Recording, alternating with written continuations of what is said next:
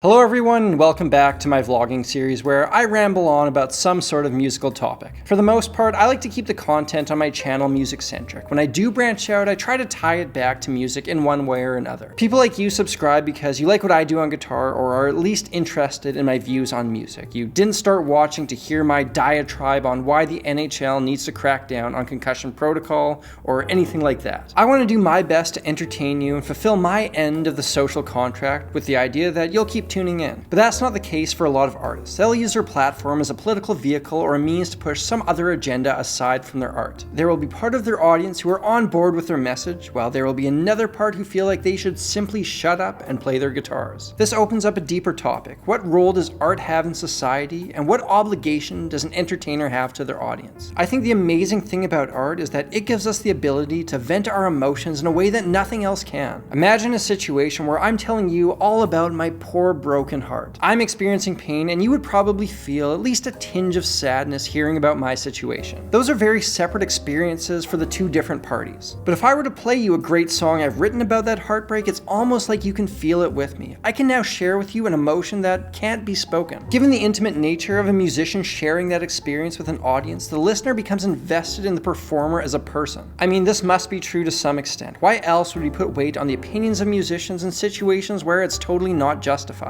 Just because someone has an incredible singing voice doesn't mean they're qualified to comment on political policy, but for some reason, we do care. It's almost like a trick or cheat code in life. Learn how to play music and you can use your voice to influence people on things you really know nothing about. Of course, this isn't always the case. Some people take great care to be informed on everything they get behind. There are also some whose art and politics are completely intertwined. Rage Against the Machine, for example, lay out their opinions pretty clear. Spreading their message is one of the main objectives with their art, and I can respect that. That's totally fine. For others like Miley Cyrus, for example, their objective is purely to entertain, and that's fine. I can respect that in another way. Even if we prefer our entertainment devoid of any deeper message, we can't ignore the fact that there's a long history of politics in music. Almost every movement has a soundtrack tied into it. Think of the folk music by Pete Seeger and Joan Baez, the protest songs sung by the hippies in the 60s and 70s, the social commentary to come out of hip-hop in the 80s. The list goes on to present day, and I'm sure goes back hundreds of years as well. As long as one group was disenfranchised, someone was singing about it. And to me, what's interesting is that music is so much more powerful at conveying these ideas than simple speech. Part of it is probably because there's more that attracts us to music than just the words. The melody, the beat, the way the words sound could appeal to a deeper part of our psyche, which subconsciously opens us up to be more accepting of the message behind the words. An artist has the ability to make social commentary in a much subtler way than the guy yelling at you from the street corner. Or maybe we think that if an artist can express such powerful emotions via art, they must have a deeper understanding of the human condition. The sensitive songwriter must be able to see the world so much clearer than the rest of us. If one day you do grow an audience, I don't think there's a right or wrong way of using your voice. What may work for one guy may not work for the next. I guess what I'm trying to say with this rant is I think it's fine to listen to the opinions of entertainers as long as you don't treat their words as gospel. You shouldn't buy into something someone says just because they're great at guitar. Of course, it never hurts to weigh their opinion, but look at why they believe what they do and make sure it makes sense for you. Despite what some may lead you to believe, Jimi Hendrix wasn't a god, neither was Kurt Cobain, neither was John Frusciante, neither is Clapton. I've had the fortune to meet a number of my musical heroes, and recently I've been fortunate enough that people have begun to look up to me for what I do. The more this happens, the more I realize that we are all just people trying to figure out this whole life thing as it comes at us one moment at a time.